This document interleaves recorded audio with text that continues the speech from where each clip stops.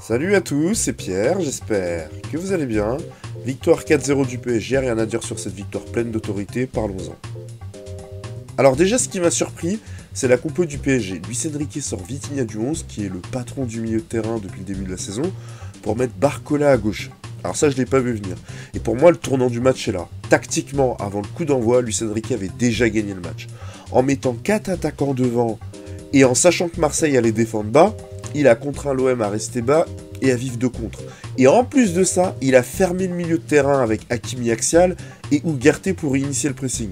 Résultat, Marseille ne pouvait ni attaquer ni contre-attaquer. Ils ont perdu tactiquement avant même le coup d'envoi. Franchement, bravo à Luis Enrique, le mérite lui en revient totalement, lui et son staff, pour avoir eu ce plan de jeu parfait et les joueurs adéquats. Pour les joueurs, Hakimi a encore été un des meilleurs parisiens ce soir. Très bon dans la conservation, il joue de l'avant, il crée, il presse. Prestation encore une fois XXL. Avec Walker et Hakimi, je dirais que Hakimi est top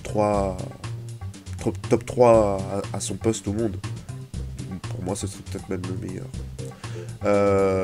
Je vais pas faire tous les joueurs du PSG qui ont tous été très bons dans l'ensemble.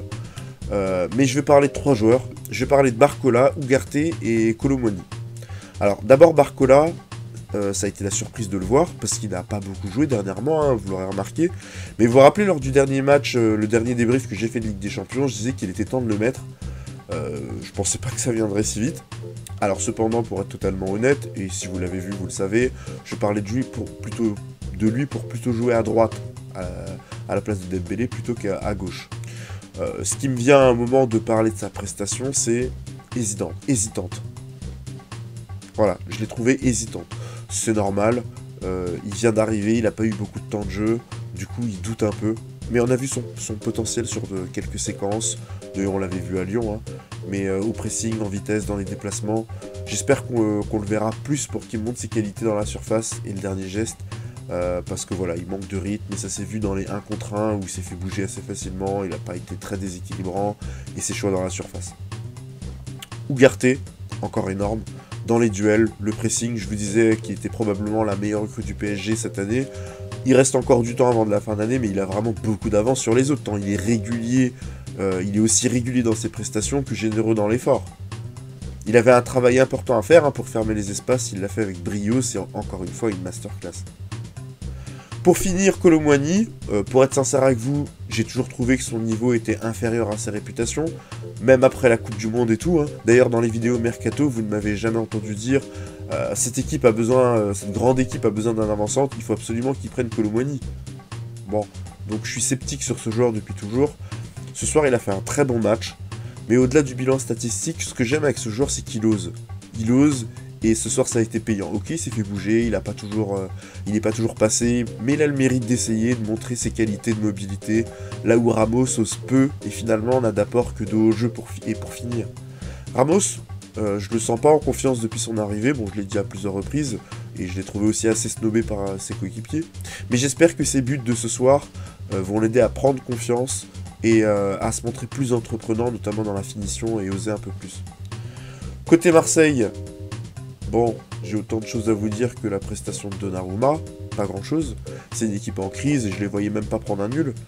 Petite ombre au bilan pour le PSG, la blessure de Mbappé qui est sortie après une torsion à la cheville. Quand c'est chaud et que tu peux courir, même si c'est dur les prochains jours, a priori c'est pas grave. Là, le fait qu'il ait dû sortir assez rapidement, ça sent pas bon pour la Ligue des Champions. Donc la question est, avec ce qu'a montré le PSG ce soir, est-ce qu'ils peuvent s'en sortir sans Mbappé? Difficile à dire. Franchement, je vous dirais pas un oui avec une grande affirmation.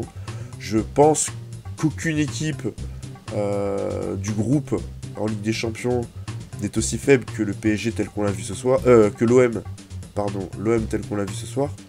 Si Barcola arrive à en montrer davantage, c'est pas exclu. Mais voilà, le PSG, ça reste une équipe Mbappé dépendante. Donc les prochains matchs seront intéressants pour avoir quelques enseignements. Voilà ce que j'avais à dire pour ce match, merci d'avoir suivi ce débrief. Prochainement, vous aurez mon retour sur la série Tapis, parce que j'ai des choses à dire, je viens de la terminer, concernant la partie foot. Vous aurez aussi la partie 2 de France-Brésil côté Brésil qui sortira, et bien sûr les matchs de l'actualité, de Ligue des Champions, et puis s'il y a des choses à dire du Real, de City, etc., bon, on en fera des vidéos. Ce soir, je regardais en double écran le Real Madrid qui a perdu contre l'Atlético 3-1 dans un match très haché. L'Atlético a fait beaucoup de fautes. L'arbitrage, j'ai trouvé vraiment très clément. Voilà, j'ai pas tellement aimé, mais j'ai pas grand chose à vous dire d'autre que le Real manque d'un avant-centre. On le savait déjà depuis le début de la saison, je l'ai dit, plein de gens l'ont dit, tout le monde le voit. Bellingham est surévalué sur son apport dans le jeu du Real à cause des buts qu'il marque. Voilà, ça fait des semaines que je vous le dis. Pour l'instant, très peu de gens en parlent. Ça commence à venir, comme j'en parlais récemment. Peut-être que ce soir, on va en reparler vu qu'ils ont perdu, qu'il n'a pas marqué. Peut-être que les gens vont ouvrir peut-être un petit peu plus les yeux. Et autre chose à dire, à là-bas, dans l'axe, je suis pas du tout convaincu. Hein. Je suis pas du tout convaincu. Hein. Il lâche son joueur, là, sur le troisième but de Morata, il lâche son joueur pour aller au premier poteau. Mais j'ai pas compris pourquoi il a lâché son joueur aussi vite. Derrière, l'ajustement était trop court. Enfin, défensivement, là, il y avait un problème. Et à la base, je pense pas qu'il aurait dû lâcher son joueur comme ça. Ça va trop vite pour lâcher ton joueur. Et ça s'est retourné contre lui. En plus, derrière, il pointe les autres du doigt. Je sais pas si c'était Camavinga ou Fran Garcia. Genre, ouais, t'aurais dû être là, t'aurais dû être là. Mais attends, ça va super vite. Et lui, il a choisi de lâcher son joueur. C'était pas vraiment ce qu'il fallait faire. Enfin, c'était un peu compliqué. Hein. Soit il est en retard, soit il aurait fallu le faire avant. Mais là, sur le coup, enfin, moi, je le vois plus en tant que fautif que les autres. Voilà. Merci à tous et à très bientôt.